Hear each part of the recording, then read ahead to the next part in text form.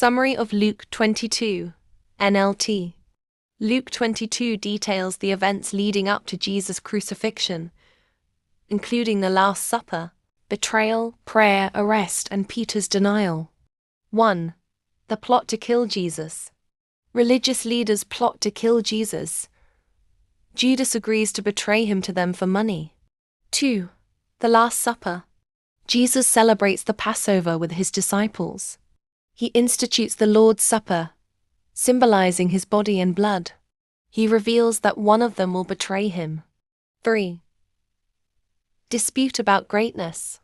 The disciples argue over who is the greatest. Jesus teaches that greatness comes through serving others, and he promises them a place in his kingdom. 4. Jesus predicts Peter's denial.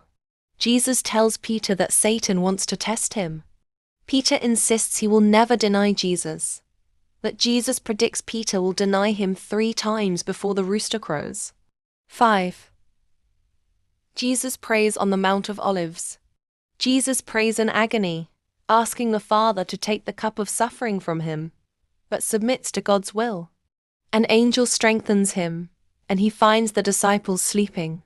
6. Jesus is betrayed and arrested. Judas arrives with a crowd and betrays Jesus with a kiss. One disciple cuts off a man's ear, but Jesus heals him. Jesus allows himself to be arrested. 7. Peter denies Jesus. Peter follows at a distance and denies Jesus 3 times. When the rooster crows, he remembers Jesus' words and weeps bitterly. 8.